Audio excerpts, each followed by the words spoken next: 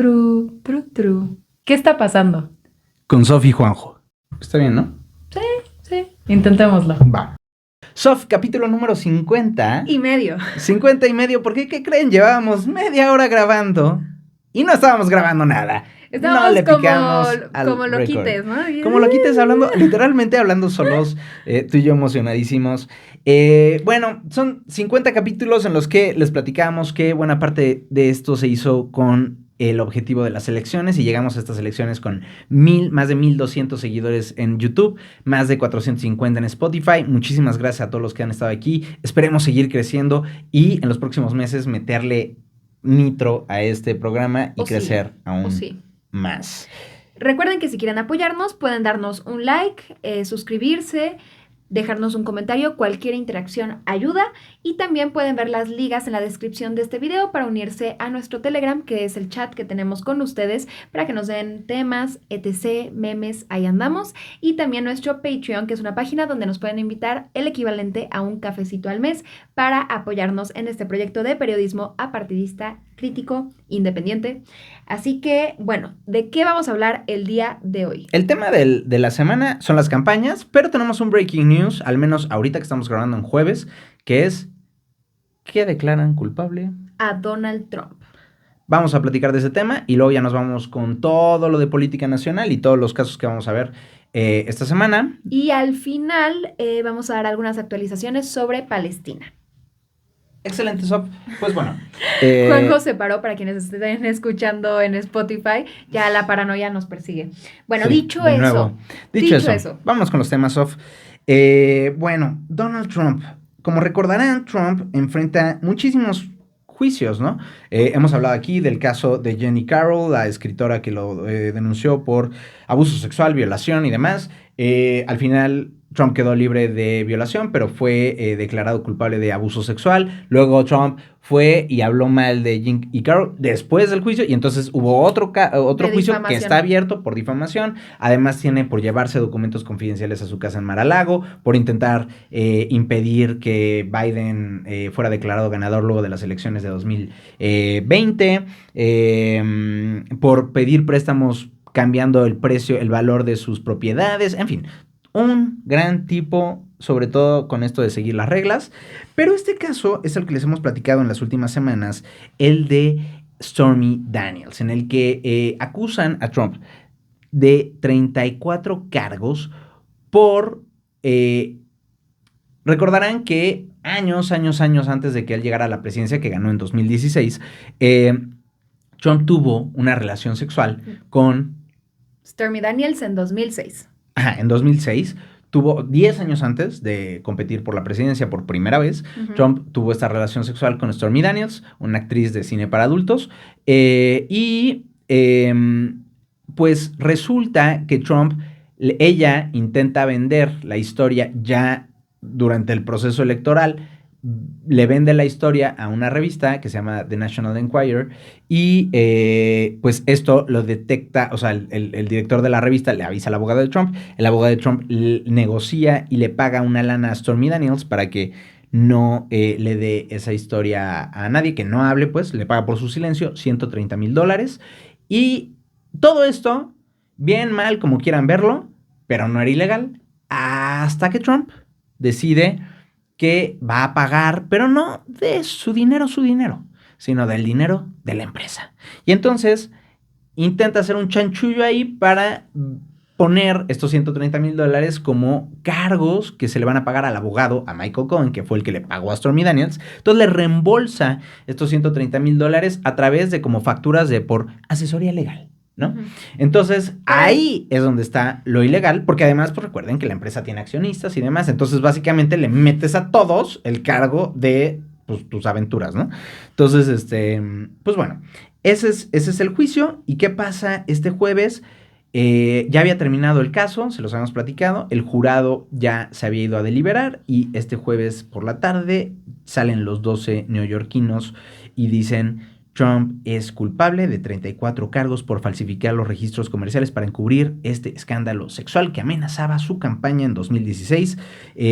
Ojo, porque este podría ser el único de 4 casos penales. Recuerden que Trump es el primer presidente en la historia que... De Estados Unidos. De Estados Unidos, que enfrenta cargos penales, lo que en inglés le dicen criminal, ¿no? Cargos penales. Y hay 4 casos, pero este podría ser el único que tenga resolución antes de las elecciones. Y bueno, ¿por qué es importante todo esto? ¿Qué es ese ruido? ¿Qué es No esa sé. música? O sea, ¿son vecinos? ¿O es tu mamá? No sé si sea, pero no creo que se meta. ¿Cómo no? No se mete. Bueno, déjame decirlo. Si es tu mamá, o sea, si es un vecino, Sí, o sí. que le baje tantito, porque yo sí creo. Aquí creo que...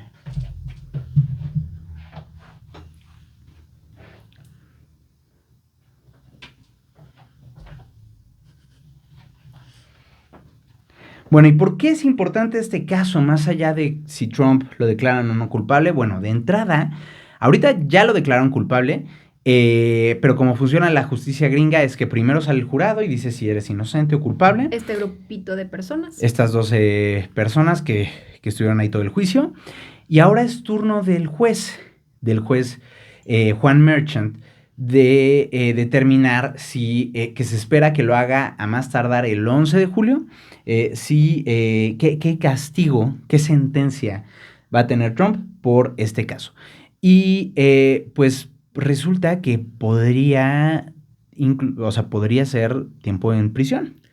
Resulta que por estos crímenes, pues podrían darle ciertas multas o podría pasar hasta 4 años en la cárcel.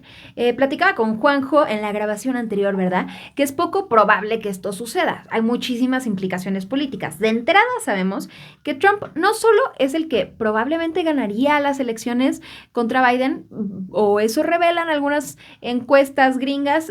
Por ejemplo, el New York Times, ya saben que el sistema gringo es súper extraño y no gana quien tenga más votos, sino quien tenga como más puntos de cada estado tiene un número de puntos, la gente vota y entonces un partido gana cada estado y así se hace. Rarísimo, por ejemplo, Hillary Clinton Horrible. es terrible, pero bueno, Hillary Clinton tuvo más votos que Trump. Si fuera como en el sistema mexicano, entonces Se cae el sistema. No, perdón. Hillary hubiera sido presidenta, pero por su sistemita raro, pues ganó Trump más estados. Entonces, bueno, más puntos, más bien. El punto es que sí sería un caos político que le dieran cárcel a Trump. Lo interesante es que, a ver, ya dijo el jurado, ok, es culpable. Luego, como nos platicaba Juanjo, tiene que salir el juez, Juan Merchan, a decir cuál va a ser la sentencia el 11 de julio, pero todavía puede el equipo de abogados de Trump apelar. Y esto podría tardar años. Además, antes de que el juez dé la sentencia, si no mal recuerdo, es el debate presidencial que tiene pactado, el primer debate presidencial que tiene pactado con Biden. Y también es la convención republicana. La convención republicana es donde anuncian cuál va a ser su candidato. Y aunque en otro tipo de elecciones donde estuvieran 2 candidatos, candidatas súper reñidas, sería como, ¿a quién le van a dar la candidatura? En este caso sabemos que el puntero por muchísimo es Trump. Y si no mal recuerdo, ya los demás hasta se bajaron, ¿no? O sea, sí, no, ya, es el único que queda. Es el único que queda. Entonces, nada más es un protocolo. Pero entonces le van a dar oficialmente la candidatura antes de que el juez le dé la sentencia. Entonces, digo, hablando de un rollo hipotético muy, muy alocado, podría ser el candidato y luego que el juez diga, no, pero sí es cárcel. Sí. Ahora, ustedes dirán, pero si se va a la cárcel, entonces, de entrada, como les comentaba, lo puede apelar su equipo y se puede ir a un rollo de años y años. Pero cabe además, decir que, por ser una pena relativamente menor, lo más probable es que si le dan cárcel fuera tiempo fuera de prisión, o sea, libertad condicional.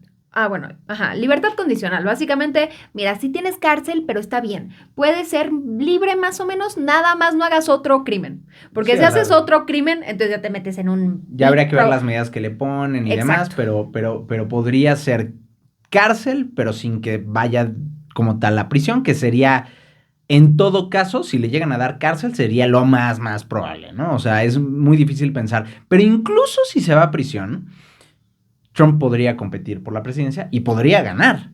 Y podría ser presidente. Es como una situación, pues claramente que nunca ha pasado, entonces sería muy interesante de ver, pero pero es posible, ¿no? O sea, el hecho de estar en prisión no lo limita ni de recibir cualquier tipo de sentencia, lo limita de competir por la presidencia. Y justo platicábamos, Sofi y yo, de ciertas similitudes, ya ven, porque sale Trump y dice, perdón, la regué, fui un desgraciado, mi error, voy a cambiar. Por supuesto que no, ¿no? O sea, sale y dice, maldito juez corrupto, es un juez de Biden, y además, ¿saben qué?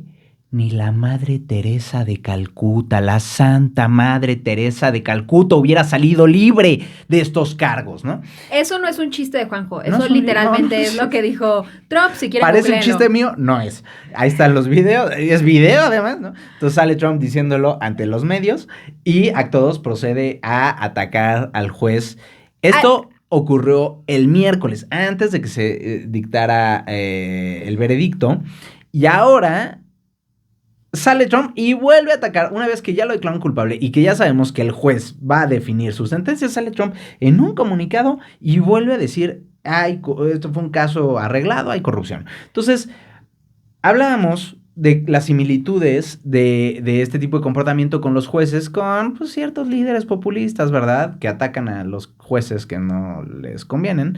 Y justo les decía al final de esta parte que ya habíamos grabado, que lo interesante de estos presidentes populistas, y seamos claros, el otro caso era obviamente el de AMLO, que estábamos hablando, es cómo es que ponen a prueba, ¿no? Ponen en tensión máxima y a prueba máxima a las instituciones de los países que no pueden controlar, ¿no?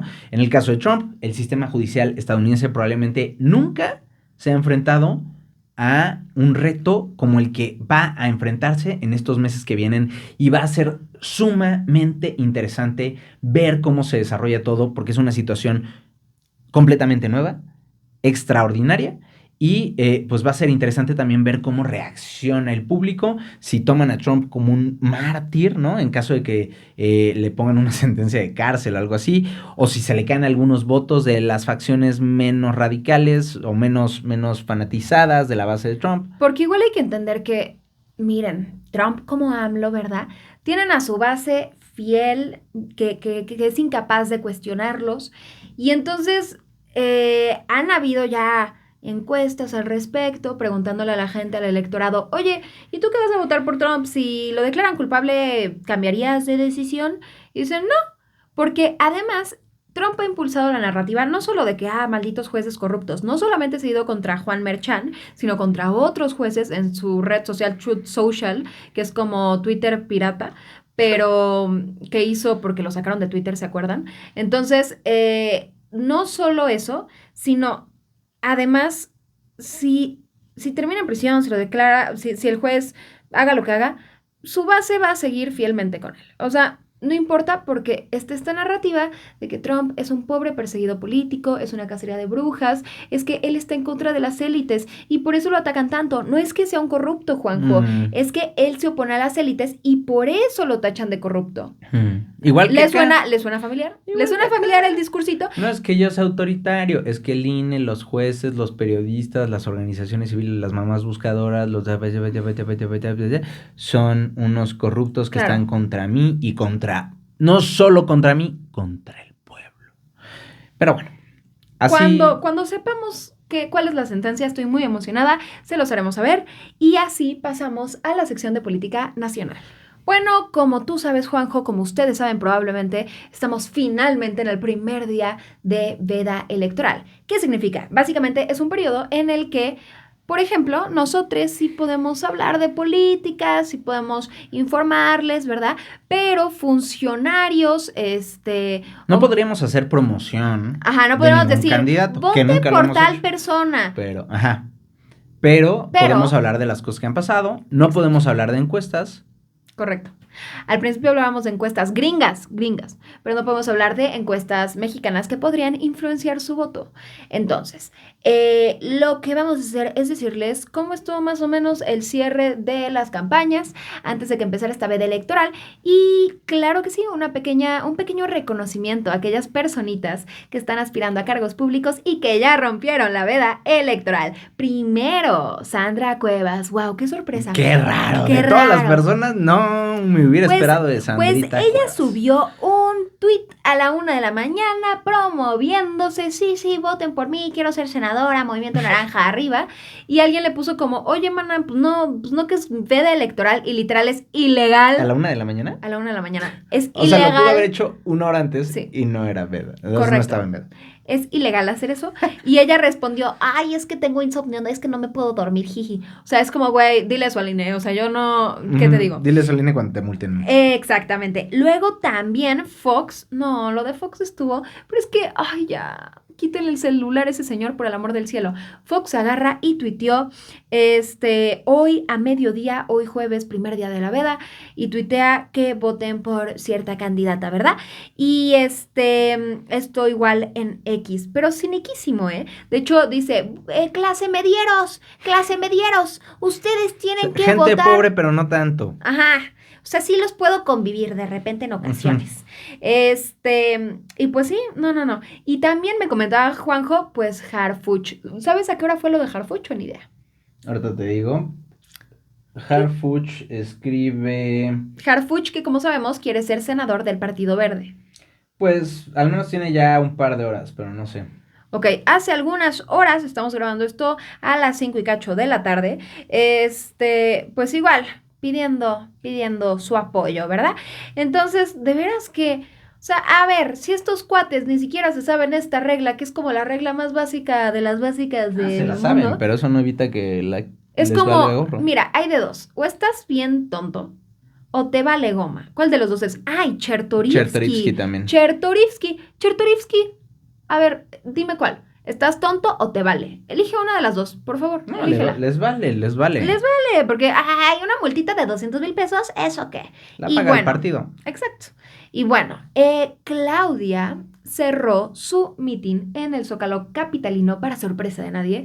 Afortunadamente, los maestros de la Coordinadora Nacional de Trabajadores de la Educación pudieron hacerse a un ladito, aunque no quitarse, para permitir que pasaran los trabajadores que iban a poner el escenario. Entonces, pues sí, claro, evidentemente cantaron al final nada más y nada menos que Los Ángeles Azules, porque pues hay que incentivar a que la gente vaya. ¿Crees que nada más van a ir para escuchar a Claudia hablar así? Para que vean, Si llevas a suficiente gente acarreada, lo vimos cuando inició la campaña, se puede. También es cierto. Pero la gente va por las canciones. Si quieres que la gente vaya por sí, por gusto propio, pues sí, llévales a alguien que sea atractivo, ¿no? Claro. Que es algo que ya hacen todos los partidos, ¿no? Todos. Por ejemplo, en el meeting de Maynes, donde ocurrió esta tragedia, donde murieron 9 personas, ahí le preguntaba, estaba el Bronco, no el Bronco, el político delincuente, el Bronco del grupo, ¿no? Y entonces le preguntaban a la gente que en medio de este caos, de que, oye, ¿y tú por qué viniste? ¿Estabas emocionado de conocer a Maynes? Y todo el mundo de que, no, güey, yo vine por la música, pero bueno. Y de hecho, hubo un caso muy curioso con Claudia Delgadillo, que es la candidata para gobernar Jalisco. Y fue toda una bronca en Guadalajara porque resulta que Claudia Delgadillo, que es candidata de Morena a Jalisco, pues había anunciado su cierre con nada más y nada menos que Santa Fe Clan. Y entonces muchos jóvenes en particular fueron para ver cantar a Santa Fe Clan. Y de repente cuando iba a cantar, por mala suerte, que empieza a llover. Y entonces se cancela el concierto. O sea, la señora esta, pues medio sí tuvo el eventillo, la gente sí llegó y el rollo, va a cantar Santa Fe, no, ya para sus casas. Y peor tantito, luego resulta que como ya le habían pagado a Santa Fe, pues Santa Fe dijo, pues, ¿quieres un concierto privado? Y entonces, como empezó a llover, les dejaron resguardarse en un museo, sí. Pero no les dejaron hacer una peda en el museo. Les dejaron resguardarse de la lluvia en el museo. Acto 2, suben videos. Acto 2, ellos mismos suben videos de la pedita improvisada que se ven armados, Santa Fe Clan aquí cantando, estos cuates chupando, el equipo de Claudia Delgadillo en medio de la parranda. Y Claudia Delgadillo, hay que recordar, ya había sido señalada de tener algunos problemillas con la bebida, razón por la cual, pues, parte de Morena, de Jalisco, le habían dicho a Mario Delgado: Mario, interfiere, haz algo, güey, o sea, no queremos a esta señora, luego se le bota la canica después de unas copitas de más. Entonces, pues, ahí el asunto. En el caso de Claudia, pues, fueron Los Ángeles Azules, y para que vean que no fue exageración lo que les estoy diciendo de la lentitud con la que habla esta mujer, vamos a escuchar. Aquí estamos con Santa Fe Clan y la próxima gobernadora.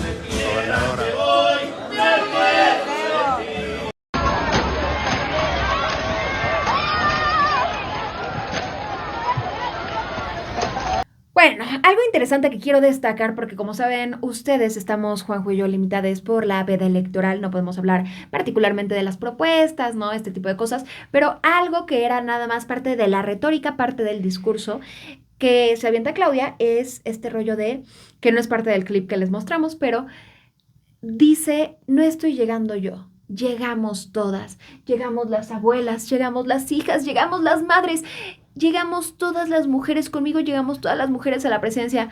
Mana, si ni siquiera atiendes a las mamás de las víctimas de feminicidio. Mana, si te dan asco las marchas feministas, si nos echas gas encima. Mana, ¿de qué estás? Si te gusta ocultar cifras. O sea, verdaderamente, una cosa que dices, uy, es más, si ni siquiera has podido decir en público la palabra aborto. Pero bueno. Y además, la de izquierda, y es como, no, ya la Suprema Corte ya definió el tema. Definió. Bueno, siguiente pregunta. No, pero usted, no, la Suprema Corte, pero, o sea, ¿cuál es su opinión de usted? Suya de usted, suya mujer de usted. Atea. Sí, mujer atea y que se hace decir de izquierda, la Suprema Corte. Bueno.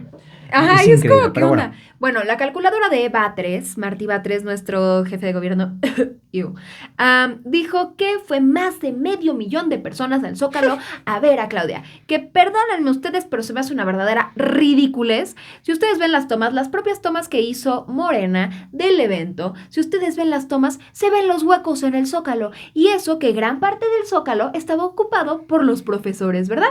Pero aún así, Batres dijo no. Hasta expandieron el campamento, ¿no? Sí, lo expandieron. O sea, ocuparon como para que no se viera tanto los huecos, expandieron la parte que la CENTE tenía ahí aislada, y aún así se veían huecos, y con Claudia dicen más de 500,000, y con Xochitl dicen 95,000. Bueno. ¡Qué coincidencia! Y no es porque aquí, ustedes díganme panista, díganme morenista, díganme lo que quieran, a mí me vale un cacahuate. O sea, claramente los de Xochitl también llevaron gente acarreada y demás. Obviamente. O sea, no es un tema de apoyar a Xochitl. Pero si estamos hablando de llenadera, está más lleno de Xochitl.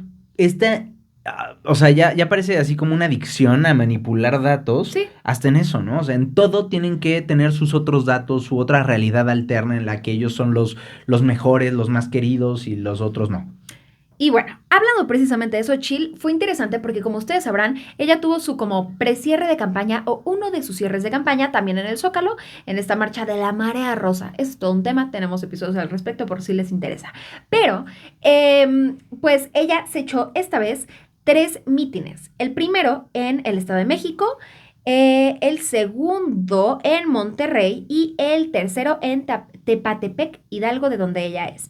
Y en el primero, algo interesante fue lo que dijo sobre expriistas y expanistas, ¿verdad? Se están llevando lo peor del PRI, lo peor del PAN.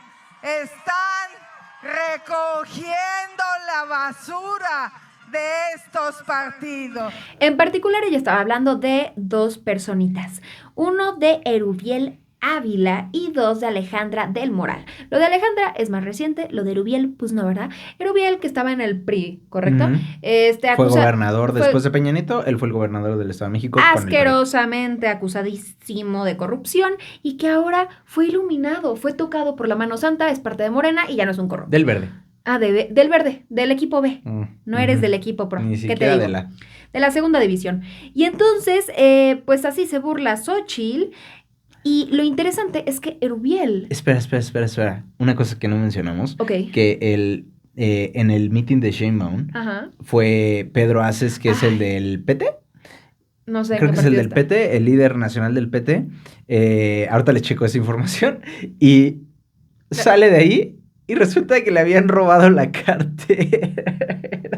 Y dijo y culpó Que a... seguro y- fue un prista. Sí, dijo de que, ay, seguro se coló un prista. Es como, mano, ya ni la trates de arreglar, Sí, por ya, favor. o sea, ustedes solos ahí en el Zócalo y te fregaron la cartera, mano, pero bueno. Y bueno, el punto es que Ajá. Erubiel Ávila, exgobernador de el Estado de México con el PRI, acusadérrimo de corrupción, ahora en Morena, le contesta a Xóchitl y le dijo en X que ella está enojada porque hace 4 años Erubiel no quiso ayudarla con el caso de su hermana, porque supuestamente Xóchitl le pidió a Erubiel interceder con magistrados para que la hermana de Xóchitl fuera liberada. Recordemos que la hermana de Xóchitl Gálvez está acusada de secuestro, más de un secuestro, por cierto. Hay varias entrevistas con las familias de las víctimas, bastante turbio el asunto y yo estoy segura que es culpable. Lleva 12 años en prisión, no le han dado la sentencia y eso habla asquerosamente mal del fregado sistema de disque justicia que tenemos, que ya sabíamos que está asqueroso. Pero bueno, eso es otro tema. Entonces, eso es lo que acusa Erubiel y ahora...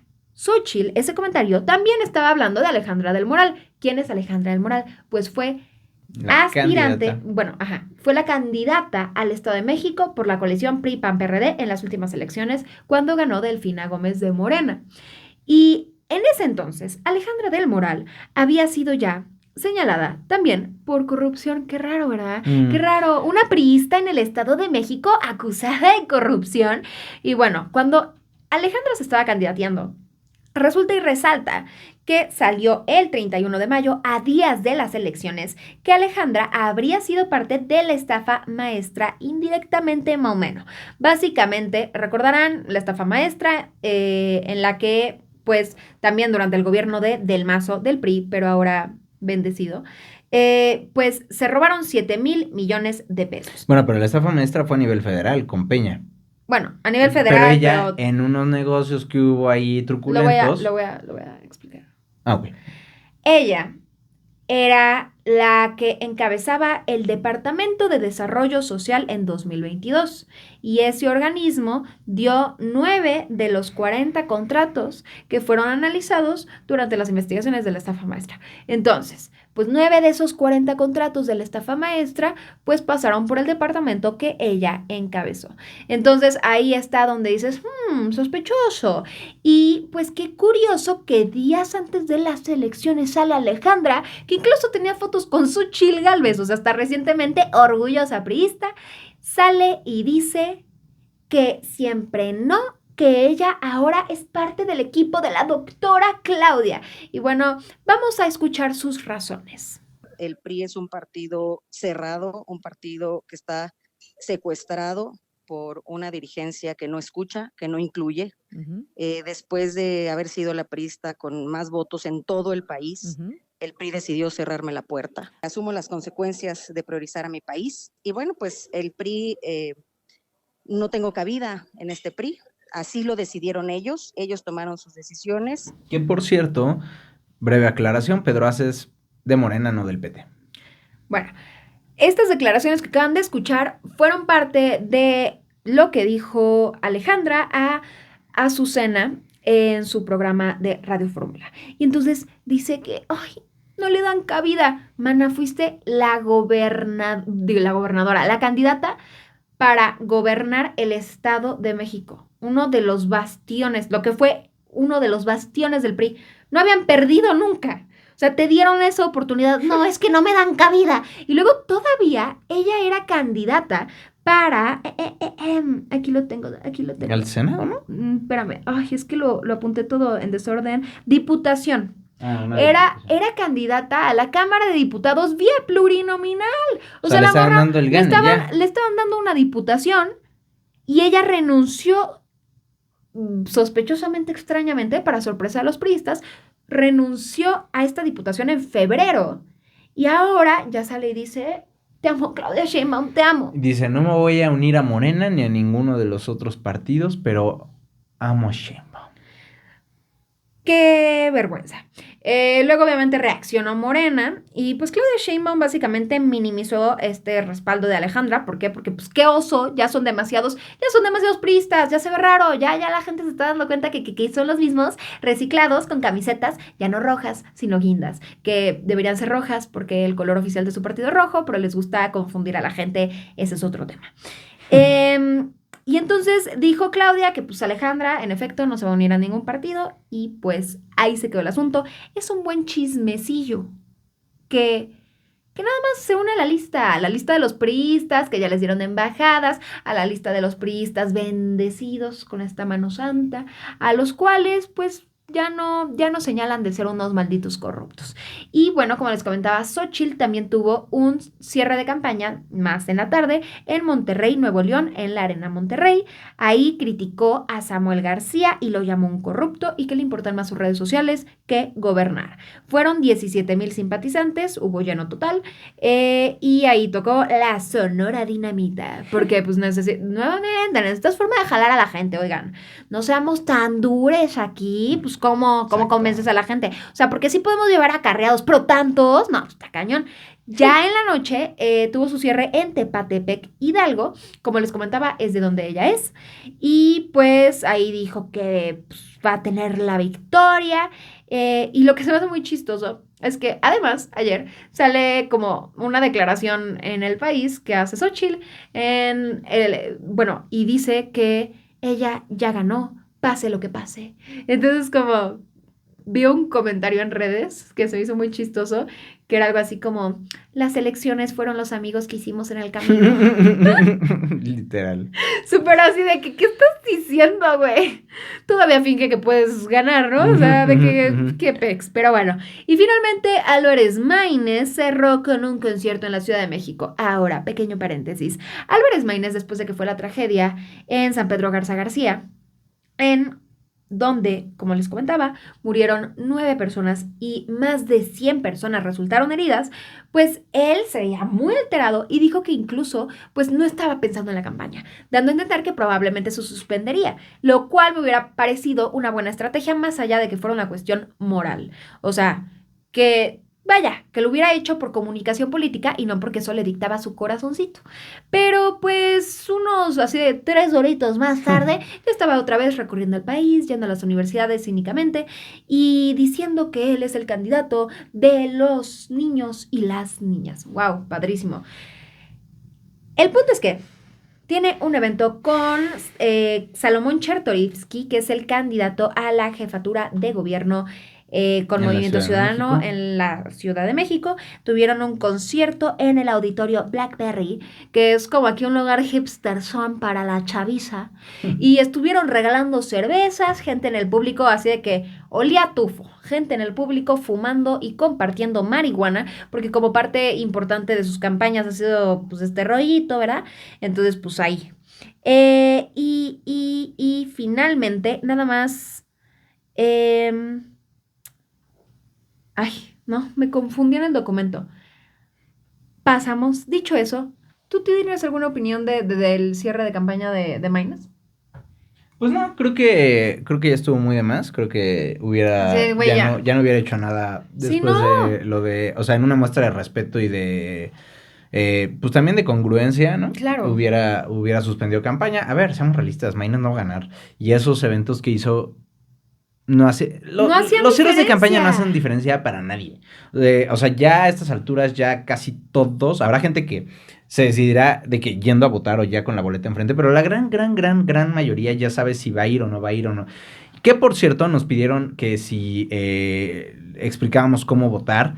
Por temas de tiempo no nos vamos a meter a detalles, pero en TikTok y en Instagram yo subí un video en el cual está ahí toda la explicación, una guía sobre todo lo que tienes que saber, cómo ubicar tu casilla, llevar tu INE, Si quieren ver eso, Juanjo Parcero. Juanjo Parcero en TikTok o en Instagram, allá nos vemos y pues ahí está todo lo que necesitan saber. Pero pues sí, o sea, básicamente no hace diferencia ya este tema y se vio aún más mal de lo que ya se había visto con múltiples cosas hasta ahora, ¿no? Con eso de que dices de que se vio muy mal, le cambió el chip rapidísimo. O sea, pasamos de ver a un Maynes derrotado, llorando, que pensamos genuinamente que simpatizaba con las víctimas, una de las cuales fue un niño de 11 años que, por cierto, declaró su mamá que fue al mitin porque era fan de Maynes. ¿Cómo un niño de 11 años va a ser fan de Maynes? Pues claro, porque su campaña está enfocada en las y los niños. En las juventudes, niños. Tiene caricaturas, animes, canciones. La mamá explicaba que al niño le gustaba mucho la canción de Presidente Maynes y que quería conocer a Presidente Maynes y que lo conoció y que estaba súper feliz antes de esta tragedia. Entonces, que el cuate salga después ante medios de comunicación, se trata de forma increíblemente grosera, diciéndole a una reportera, no, esa no es una pregunta, cuando la reportera le cuestiona qué onda con la empresa que puso el templete. Vamos a escuchar lo que dijo. ¿Tienen alguna pregunta o tienen... ¿Cuál es la empresa? ¿Cuál es la empresa? ¿Cuál es la empresa que No, colocó hombre, el templete esa no es en una Nuevo León? pregunta, esa no es una entonces, pregunta. ¿qué, Esa no señor? es una pregunta. Se murieron Esa no es una 9 pregunta. personas Usted está haciendo declaraciones. Si quiere declarar ella. Pero bueno, o sea, claramente es solo una pregunta. A mí lo que más me llama la atención, y lo platicábamos antes de empezar a grabar, Sof, es si a mí me pasa una situación así, donde yo voy a un evento que me invitan y yo no lo organicé, ¿no? Y pasa una tragedia como estas, digo, o sea, pensando en que todavía si tú eres el organizador, pues vas a buscar como medio protegerte, sería lo natural, no lo debido, pero lo natural, ¿no? Pero acá, si tú no tienes nada que ver, ¿por qué se enoja y por qué sale a defender a la empresa que puso esta cosa? No, porque ni siquiera le estaban preguntando de, oiga, ¿a usted le dijeron que había esta situación de los aires y que cancelara el evento? No, le están preguntando, oiga, ¿cuál es la empresa que puso el escenario? Y se enoja y, no, eso no es una pregunta. Es súper sospechoso, es como, pues, ¿quién es el dueño de esa empresa? Samuel García, ya sí, es lo que nos ¿tu faltaba, compadre, ¿no? o qué? Sí está raro, y justo platicaba y te comentaba de que, de nuevo, o sea, ya sé que parece que estamos defendiendo a Xochitl o lo que sea, pero platicamos sobre cómo ha cambiado la percepción de estos políticos a lo largo de la campaña, ¿no? Y cómo para nosotros, pues, se ha deteriorado la imagen de Maynes y pues, genuinamente, hoy en día no es alguien que ya nos caiga bien, o sea, que nos parezca una buena persona. Cosa diferente a Xochitl, de cierta manera, porque si bien no es mi persona ideal, si yo pienso en quién quiero que nos gobierne y que lidera el país, y probablemente es la persona menos capaz de los tres para hacerlo, pero cuando sacan su video del hijo, que es un tema súper personal, sale y dice, sí, mi hijo, tal, o sea, igual si quieren planeado porque su equipo así se lo dijo, pero sale ella muy tranquila y dice, pues sí, mi hijo tuvo problemas, ya lo resolvimos, lo que sea, tranquila, no lo toma de que, no, ¿por qué te metes con mi hijo? Eso nada que ver, ¿no? Y ahorita Maynes se pone genuinamente enojado, se le vio molesto, porque le preguntaban de la empresa que puso el escenario, muy raro. Muy raro, muy sospechoso, muy extraño. Ahí hay hilo del que jalar, yo creo. Sí, bueno, el norte, ahí está el tip. ¿No? Que son fans de investigar a Movimiento Ciudadano, esos cuates. Sí. Pero fans. Así como Latinos investiga Morena, el norte es adicto a investigar a MC. Samuel Maynes. Dicho eso, Juanjo, pasemos a el caso más reciente de violencia electoral. Sí, bueno, nada más mencionar rápidamente que sacaron algunos más escándalos este empresario Arturo Castañe contra Rocío Nale, que ya sabes que le ha sacado un chorro de cosas. Ahora le sacó que sus operadores los investiga la DEA. Obviamente ella dijo que no es cierto y demás, pero bueno, vamos a ver si este señor por sí solo ha podido derrumbar la carrera política porque casi que él solo ha sido más referente él que el candidato del PRD PRIAN a la gubernatura. Y también, no solo ahora se fue contra Nale, sino que también se fue contra Clara Brugada. Y dijo que Clara Brugada tiene cuentas en un paraíso fiscal en Seychelles, que son unas islas perdidas ahí en África. Y Brugada dijo que no es cierto. Y este señor Castañe le dijo, la reto a que con notario público enfrente y conmigo presente le llame, aquí tengo el número del banco, llame y pida que le den su estado financiero y vamos a ver si dicen que no tienen información de cuentas bancarias suyas, porque usted tiene 3,5 millones, o no sé cuánto, de dólares en esas cuentas. Muy interesante, obviamente la otra ya no contestó, pero bueno. ¿Quién le está dando esta información a este Está señor? brutal, este señor está peor que, o sea, él solito ha sacado más cosas que Latinus, yo creo, o sea... Pero no No entiendo sé. por qué, o sea, porque aparte es un empresario, no es un Es un investigador empresario. o contrató investigadores y él lo está sacando. Muy extraño también el caso de ese Sí, güey. ¿de dónde está sacando esta información este señor? O sea, Porque claramente ahí debe haber intereses de por medio. El güey Claro. ha de ser homie aquí, comparsa de los de o PNRD. tiene, yo creo que tal vez tiene un contacto en la UIF, en la Unidad de Inteligencia Financiera, Chance. que le está pasando todo esto, porque esa información de las cuentas bancarias en paraísos fiscales es algo que es casi imposible que alguien que no es un hacker o el gobierno tenga. Ujú. Pero bueno, vámonos con la violencia electoral porque definitivamente ha sido uno de los grandes temas de esta elección. Aquí se los hemos estado platicando, casi que intentando darles caso por caso, pero definitivamente el caso que se llevó las portadas esta semana es el asesinato de José Alfredo Cabrera, el que era el candidato... Uy, Dios. está granizando tremendo afuera. Granizando, eso es granizo. Sí, está granizando, pero se Mi escuchan... coche.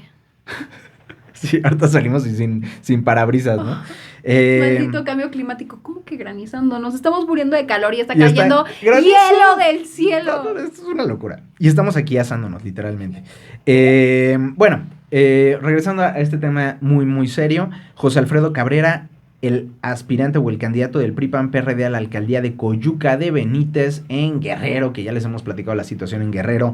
Justo, creo que el podcast pasado les platicábamos de que habían encontrado el 17 de mayo a Aníbal Zúñiga, el aspirante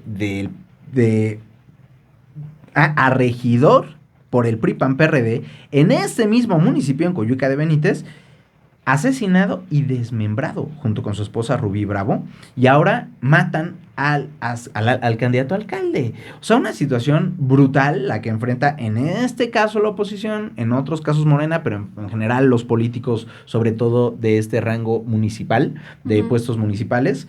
Y vamos a ser muy claros. Este caso se volvió viral y se ha llevado las portadas de los últimos días porque hay un video en el que se ve la pistola ponérsele en la nuca al candidato y dispararle. Por eso. Pero en realidad han sido decenas de casos así. Todas las elecciones. Déjame decir los Acá, datos. da los datos. Para tener un pequeño contexto, hay diferentes conteos. El New York Times, por ejemplo, sacó un artículo apenas diciendo que ellos han documentado al menos 36 asesinatos de aspirantes.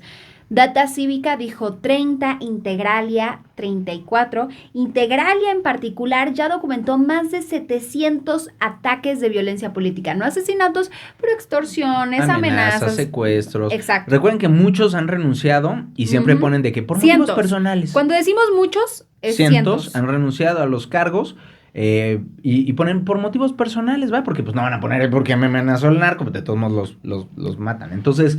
Pero bajo este panorama, estas cifras que les estamos diciendo precisamente fue una reportera de Colombia a preguntarle al presidente, oiga, ¿qué onda? ¿Por qué está pasando esto?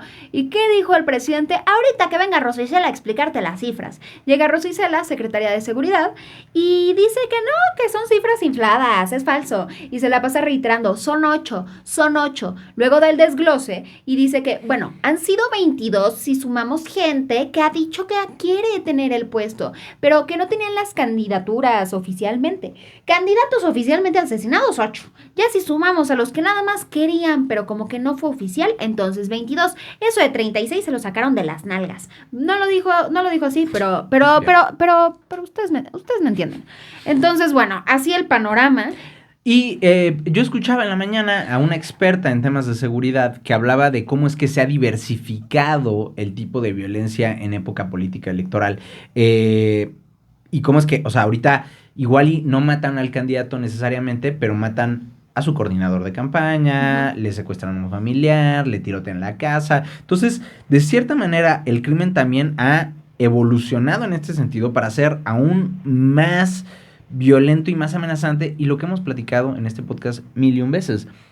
¿Qué políticos están llegando? O sea, ¿a quiénes están matando el crimen organizado? A los que no se doblan. No que todos los que llegan se doblen o cedan o se dejen comprar, pero, o sea... En casos así, y por ejemplo, en particular, este hombre que asesinaron como Perdón, lo moví. José Alfredo Cabrera. José Alfredo Cabrera, su partido a nivel local, pues ni siquiera sabe si van a poner otro candidato. Claro, ni siquiera encuentran a alguien que quiera... A ver quién pones un... Exacto. Que ni siquiera va a estar su nombre porque las boletas ya están puestas. Exacto. Pues bueno, así la situación. Y hay ataques, asesinatos, amenazas, tiroteos.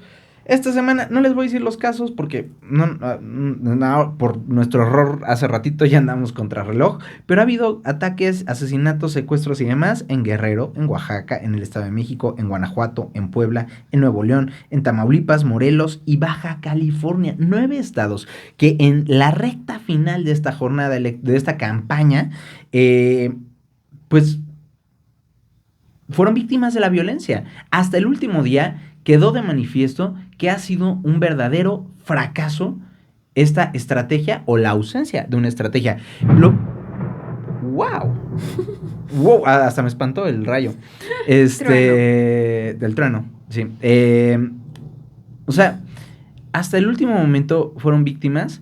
Hasta el último momento el gobierno dijo, no es para tanto. Y pues... así nos vamos, ¿no? Esa es la situación. Y ahorita, pues, nosotros que vamos a votar en la Ciudad de México, pues, igual y podemos ir tranquilamente a la urna el domingo. Pero, ¿qué de la gente de Coyuca de Benítez? O la gente de miedo, Zacatecas, de Guanajuato, de la gente en Chiapas, que están con tantas situaciones de inseguridad, tiroteos y demás. Toda esa gente, o sea, ¿qué garantía democrática hay en estos estados donde la gente no va a poder votar libremente, donde la gente ya le mataron candidatos, donde la gente tiene miedo? Entonces, esa es la situación y esos son los grandes retos de la democracia. Mientras nuestro gobierno, en lugar de decir, hoy sí, dice, no oigo, soy de palo, no veo, ¿no? Como el changuito, no oigo, no veo, no digo nada. Y bueno, obviamente... también hubo investigaciones de corrupción e inseguridad. International Crisis Group sacó un informe. Precisamente de lo que estás hablando, de la colusión entre los grupos del narcotráfico y de las autoridades. Caso, de las Fuerzas Armadas. ¿Cómo es que, según esta organización internacional, sacó testimonios de criminales, pero de miembros de las Fuerzas Armadas, de un montón de gente, son creo que como 90 testimonios. Más de 90. Y básicamente este informe dice, el crimen organizado pactó con el ejército mexicano para bajar la violencia. ¿De qué manera? Pues favoreciendo a unos a costa de otros. Entonces básicamente se fueron contra el cártel Jalisco Nueva Generación, que es lo mismo que hizo Calderón, contra otros grupos, porque no existía el cártel Jalisco, favoreciendo al cártel de Sinaloa, al grado que mataban a los sicarios del cártel Jalisco para que cientos de sicarios, y luego tuvieron el problema de, oye, pero entonces, ¿qué hacemos con estos? Y el cártel dijo, ok, tranqui, los desaparecemos, ¿no? Entonces... sí, porque si no, entonces un día vas a tener así que 50 muertos, órale. Uh-huh. Entonces, básicamente que se tomó esa decisión. Es que me leí el informe, que se tomó esta decisión porque el mismo cártel le dijo a las Fuerzas Armadas, no se preocupen, nosotros desaparecemos los cuerpos, matamos a cientos de sicarios del cártel Jalisco, que son contrincantes. Como 400 son los que habrían asesinado. Y pues ustedes ganan, nosotros ganamos, todos felices. Y que la cuestión de desaparecer cuerpos era importante porque, según esto, el gobierno federal habría estado enterado y les preocuparía ¿cómo se iba a ver? Ajá, cómo se iba a ver, ¿no? Como una violación de derechos humanos, evidentemente. Entonces, bueno, esto particularmente ocurrió en Michoacán, Guerrero, Veracruz y Colima. Y yo sé que muchos dirán, pues bueno, que los maten, son sicarios. ¿Cuántos de esos eran sicarios? ¿Cuántos no? Porque, o sea... de nuevo, ¿no? Las complicaciones que conllevan las violaciones a derechos humanos. No se trata de defender al sicario que también secuestraba, torturaba, amenazaba y mataba. Se trata de que no hay un proceso de justicia y en ese sentido muchos inocentes pueden pagar los platos rotos y ni siquiera nos vamos a enterar, porque además los desaparecieron. Entonces, una situación brutal. Luego también está esta investigación de MX, la estafa de la estafa le pusieron, sobre cómo la Fiscalía General de la República negoció con auditores, con los auditores de con los de la Auditoría Superior de la Federación, con sobornos y todo, para sabotear los casos, como por ejemplo el de la estafa maestra que platicábamos hace rato, y encubrir a la gente que se benefició. O sea, como al inicio, cuando llegaron, ya tenían muy avanzados muchos casos y demás, y recuerdan que les hemos dicho aquí, no pasó nada. No pasó nada. O sea, la única que se fue al bote de grandes responsables fue Rosario Robles, y la dejaron ir y le echaron la culpa al juez. Pues resulta, según esta investigación, no de Latinus, no de Reforma, de MX, que pues habrían ahí habido un reparto de lana entre auditoría y la fiscalía de Gers Manero, que lo puso AMLO, para echar abajo estos casos. Y finalmente una investigación más de Animal Político sobre cómo el gobierno de Cuitláhuac García desvió recursos estilo Cuitláhuac García, partido, y Morena.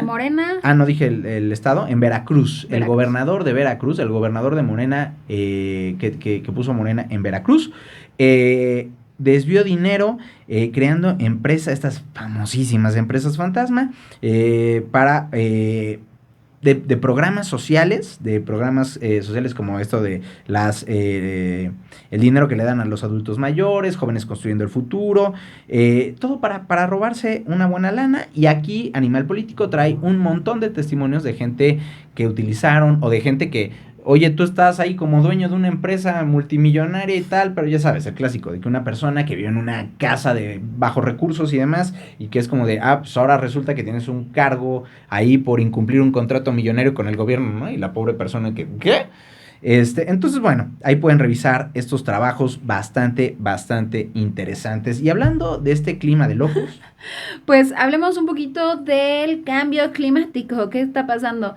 Como podrán escuchar, está lloviendo horrible, simultáneamente nos morimos de calor, y además ya declararon otra vez contingencia ambiental en la Ciudad de México. Les recuerdo, significa que el gobierno dice, no manches, está tan sucio el aire que pues la gente, por favor, no salgan mucho de sus casas porque se nos pueden ahogar, y pues no usen sus coches.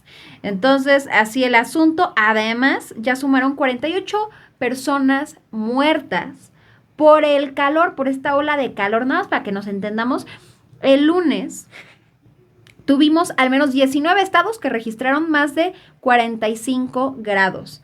Entre los estados más afectados están Veracruz, Tabasco, San Luis Potosí, Tamaulipas, Oaxaca, Nuevo León, Hidalgo, Chiapas, Campeche, Guanajuato y Sonora. Y en la Ciudad de México, la semana pasada, batimos el récord de la temperatura más elevada 2 días seguidos.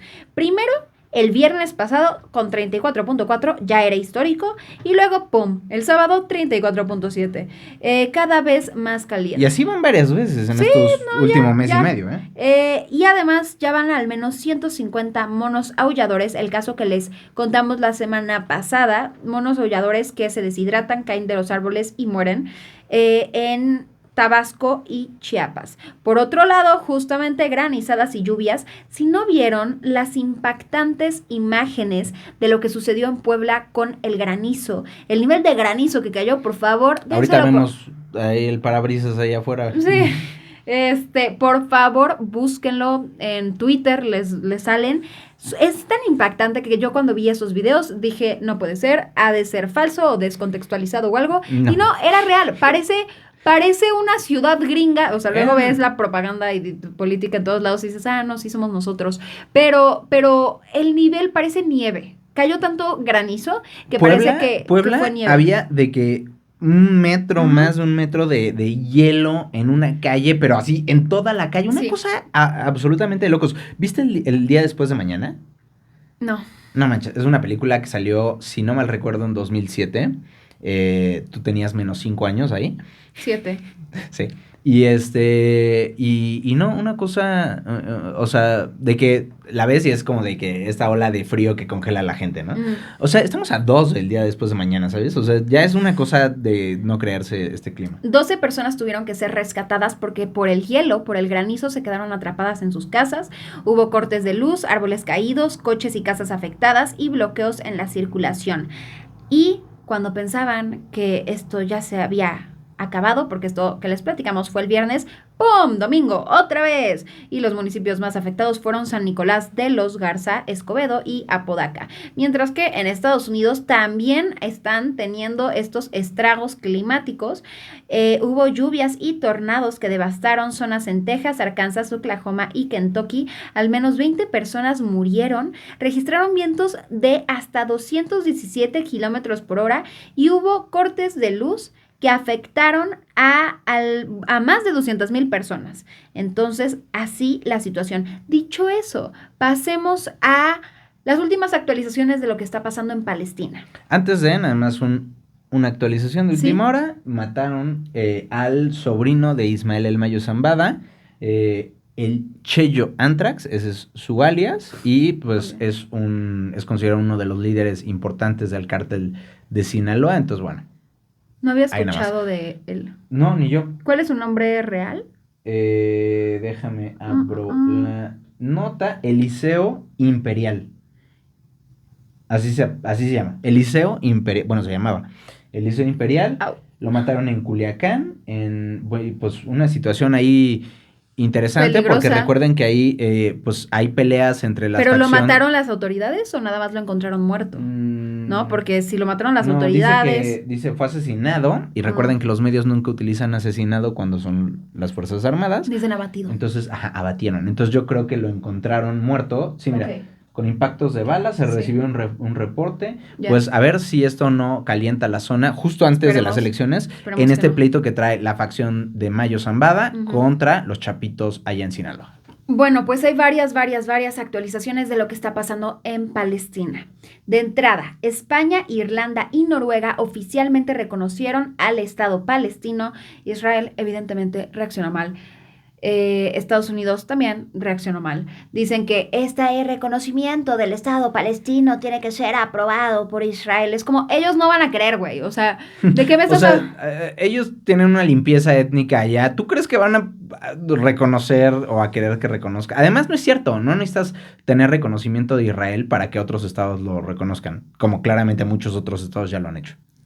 Dicho eso, continúa lo que les veníamos platicando, estos ataques, la incursión en Rafah, que supuestamente Estados Unidos no iba a permitir que eso pasara, porque era tan importante que no atacaran esta zona, dado que era el territorio que desde un principio Israel le dijo a la población civil, oigan, vamos a bombardear un buen, ¿ok? Entonces, si no quieren arriesgar su vida, ¿verdad? Váyanse a Rafah. Ahí eso no ya vamos de por a sí bombardear. Era ilegal porque es desplazamiento forzoso o forzado, ¿no? Entonces, no le puedes decir a la población de que sálganse todos porque vamos a echar... Claro que sí puedes. Bueno, no, es ilegal, ¿no? Y de todos modos lo hicieron y luego fueron y atacaron justo este lugar que les habían dicho que se fueran allá porque lo demás iba a ser atacado.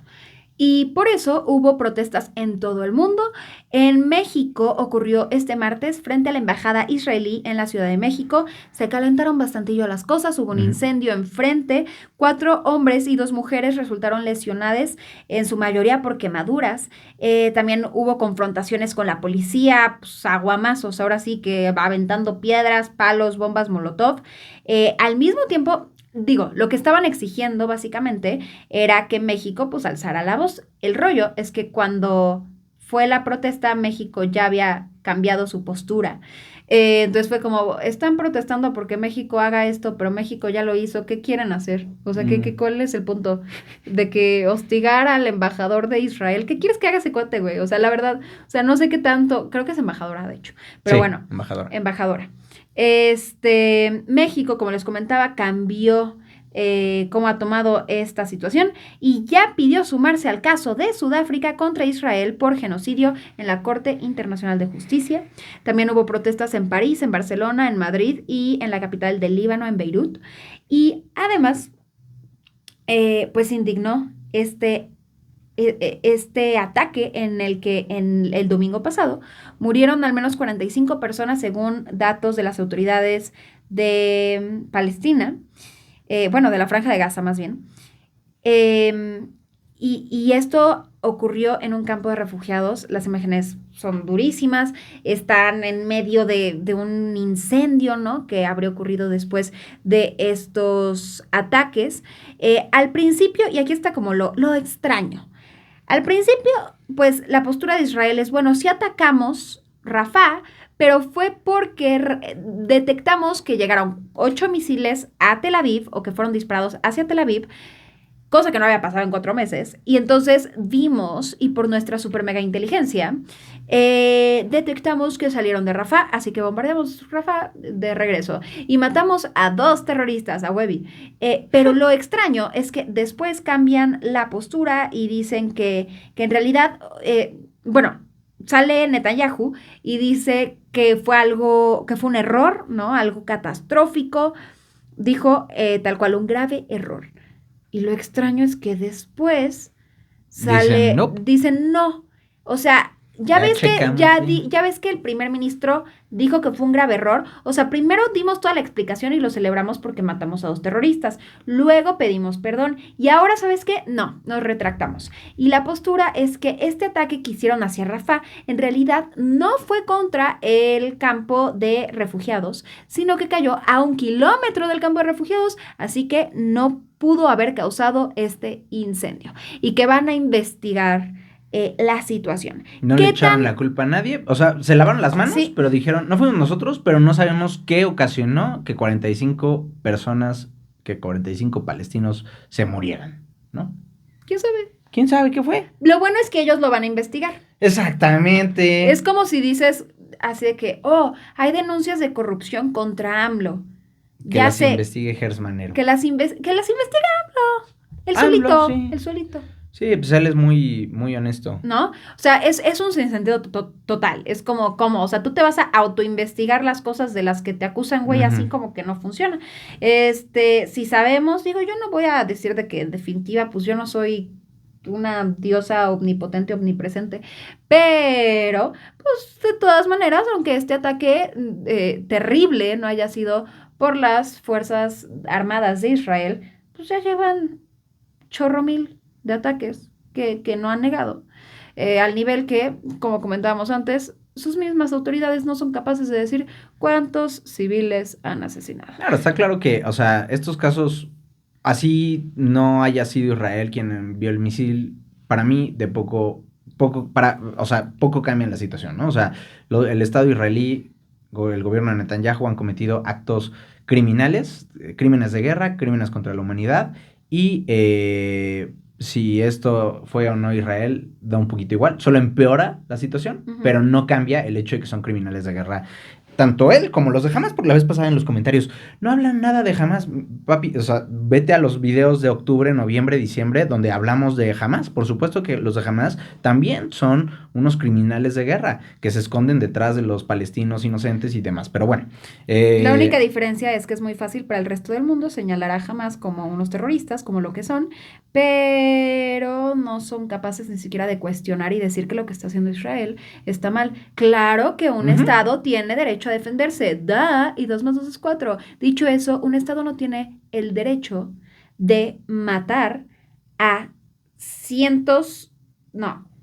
decenas de miles de personas civiles. Simplemente, no, así no funciona. Claro que puedes defenderte. Nadie aquí está negando la existencia de Israel. Nadie aquí está diciendo que los judíos no merecen una nación. Nadie aquí solo estamos diciendo, no me gusta cuando personas civiles mueren. Y eso no debería ser controversial. Y cuando no se siguen las reglas de la guerra, porque incluso dentro de las reglas de la guerra se considera que ciertos civiles van a morir accidentalmente por los ataques, pero esto ya es una situación que va mucho más allá de los límites establecidos por el derecho internacional humanitario. Dicho eso, muchas gracias por escucharnos. Ya me tengo que ir, pero me gustaría que diéramos nuestras predicciones de las elecciones. Ok. O sea, no quién queremos que gane, pero cómo creemos. Si tuviéramos que apostar, ¿está bien? Rápidamente. Si tuviéramos que apostar, y nos gustaría que ustedes también lo digan, si lo están viendo, por supuesto, antes del domingo, ¿cómo creen que va a quedar esta situación? Si lo comentan el domingo es trampa, ¿eh? A ver, presidencia. Pues Claudia. ¿Y como por cuánto? Yo creo, le voy a apostar, no sé qué, nada más me da un corazoncillo. Siento que quizás pueda estar más reñido de lo que pensamos. Y nada más para irte a la contraria, porque ya sé lo que tú vas a decir, yo voy a decir que menos de 8 puntos. Y yo digo lo contrario porque digo que va a ganar Álvarez Maínez. No, no, va a ganar, yo creo, no quisiera, pero yo creo que Claudia Sheinbaum, y sí creo que va a ser más holgado de lo que me gustaría, unos 10 puntos. Jefatura de gobierno de la Ciudad de México. Yo creo que se la lleva Taboada. Yo voy a decir Clara para darte la contraria. Pero sí siento que va a estar cerrado, de que menos de 5 puntos. Ok.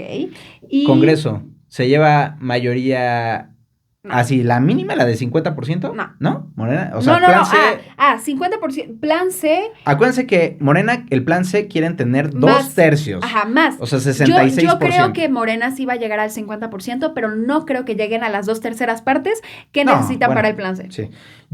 Que sí...